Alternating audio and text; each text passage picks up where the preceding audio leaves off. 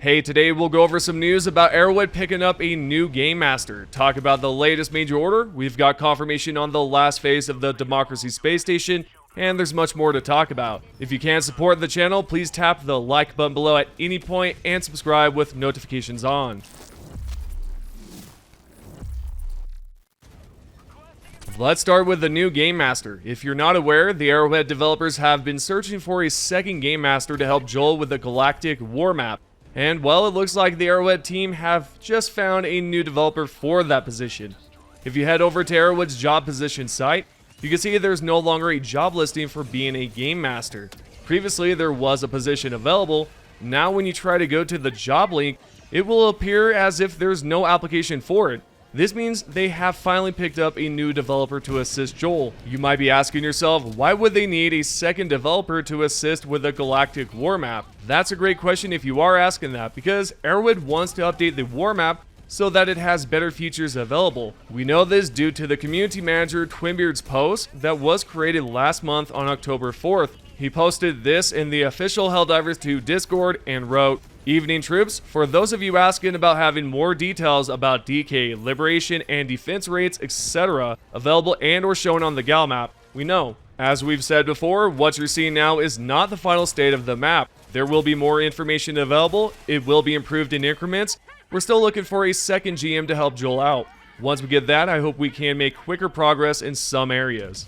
This right here is proof that at the time they were searching for a developer to help Joel out and bring new features to the Galactic War Map, similar to what we see on the Helldivers 2 companion app, where there's DK, defense rates, and so on. Once the new developers start coding away, I'm sure we'll see an upgraded version of the Galactic War Map in the near future.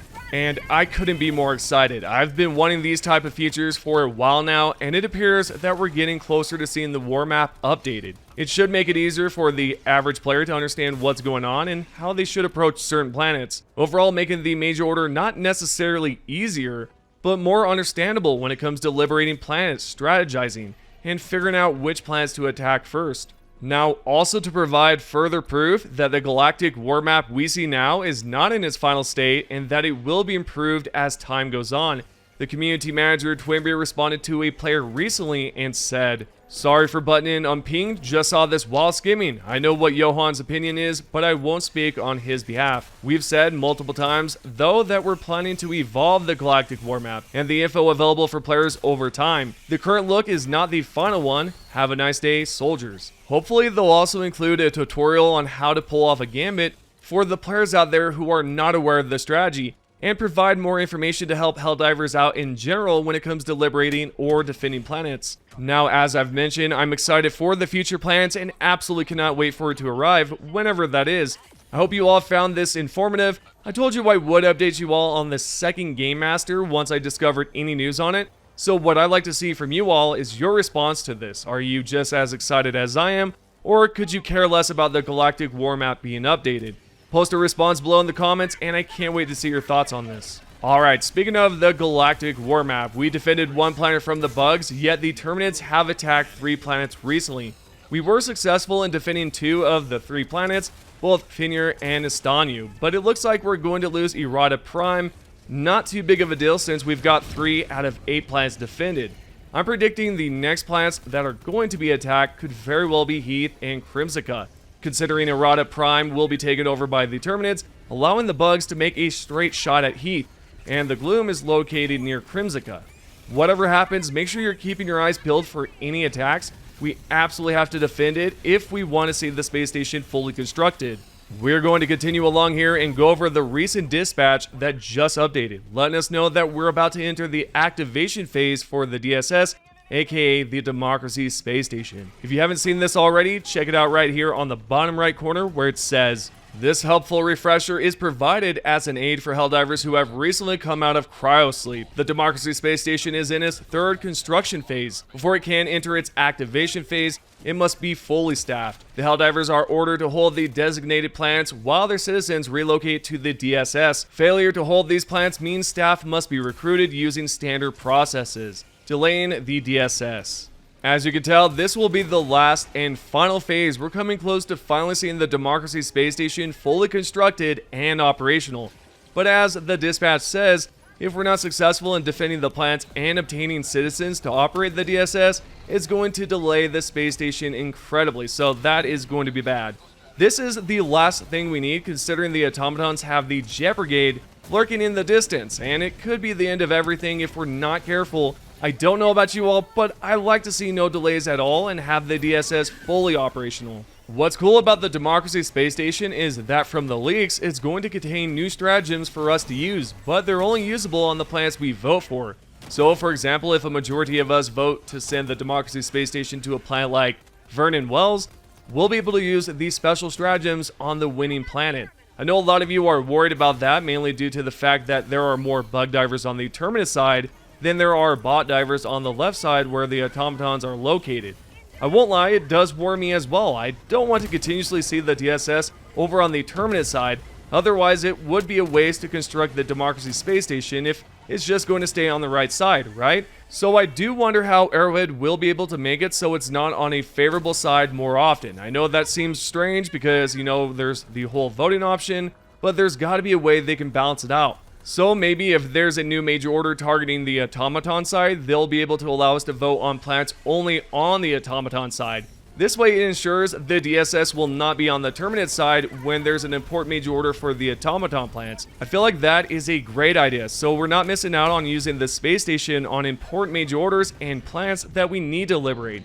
This might be a bad take on it, but I'm just trying to figure out what they could do to minimize it from being on the Terminid side when it shouldn't be, and vice versa. So with that being said, what do you think the developers should do when it comes to us voting for a planet? Let me know your thoughts below in the comment section. Moving along, I want to bring up a post that I believe a few of you have already seen. The CCO and developer Mr. Pillostead replied back to a player on X that asked about a massive PvE battle that would contain 30 players on the battlefield. And Pillostead essentially responded back that it's a topic that was brought up a few times in the studio by the developers, but the engine can only take so much. He also mentioned that they're going to see what they can do. I responded to this post, basically implying that it's not going to happen. Mainly because the developers have stated in the past that the engine struggles currently when they try to increase the enemy count on certain planets and biomes. And they also responded to a post about 5 months ago when Baskinator posted this about the mech.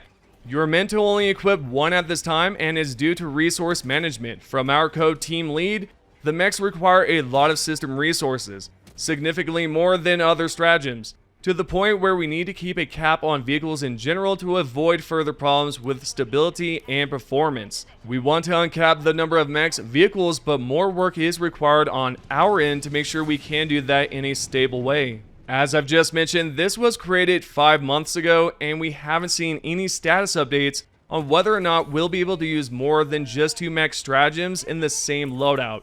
I'm not entirely sure what the problem is. I recall there being a glitch a while back where you could add 2 mechs to your loadout and summon them in a mission.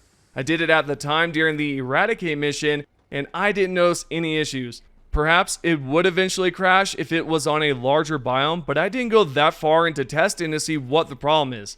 Anyway, you get the point, it's not feasible at the current time. And that also goes for larger PvE missions. Essentially at that point, they would probably have to create a new mode that could handle an increased player count.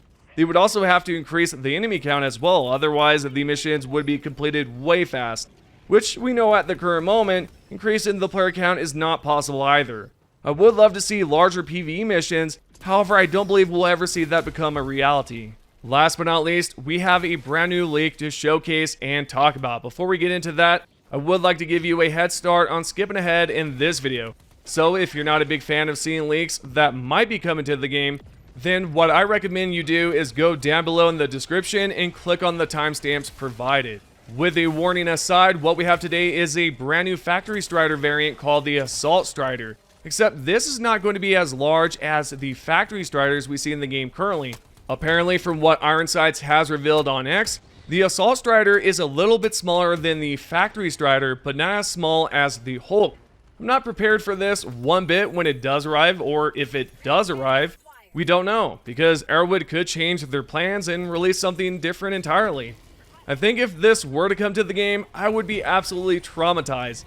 The Factory Strider already does a great job at killing me from long distances, And this bad boy might be a lot faster than the factory strider due to its smaller size. Okay, it's time to try out your recommended loadouts. For those who don't know, this is the part of the video where I talk about what you prefer to use and also give you a shout out to include you in the video. What we have today is an interesting loadout by a commenter named F687SNFM. Crazy username. Don't even know what that means.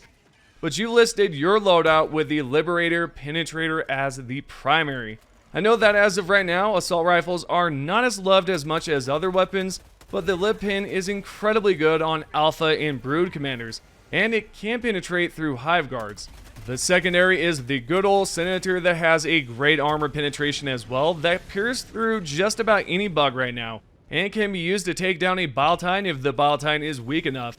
The grenade choice is going to be the gas grenades, and I loved pairing this together with the mortar sentry. This way the enemies are confused while being attacked by the mortar. The second stratagem on the list is the walking barrage that I mainly use on mega nests and bug breaches. The third stratagem we've got is the Strafer Run that does a phenomenal job at clearing out enemies that are in groups, and lastly the Quasar Cannon for Biletines, Chargers, and Impalers. Anyways, I like the originality in this loadout, so I'll give it a 4 out of 5 general brash medals. If you have a unique loadout, or any loadout for that matter, post it below in the comments and I might just feature you in the next video. Speaking of that, with everything out of the way, we are now going to go over the top 3 comments. If you guys would like to be featured in the next video, all you have to do is comment down below in the comment section. The first top comment is by PR_Spectre6680. I love how you go straight to the point in your videos and provide actual information, unlike other YouTubers that spread lies. This right here, I love seeing comments like this. It lets me know that I'm doing a good job, and just overall, thank you, man. I truly appreciate that. And if you guys do appreciate the videos, click the like button above or below the video. You should see the little thumbs up icon. Click that sucker, and this way it definitely lets me know that you do enjoy it, but I truly appreciate these comments. The second comment is by SallyDrum7669. HD2 could score some easy replayability and player retention points by adding new achievements, trophies, cool swag that sits on your Super Destroyer, or medals that display on your nameplate or cape. Yep, I agreed to that, and I even commented on this, saying that, you know, the whole Illuminate coming up is a perfect chance for them to do that, just to add something different to the game. And last but not least, we have the third comment by Cloaker. I always see your comments, by the way, I really do. But you said, ICBM, I sleep.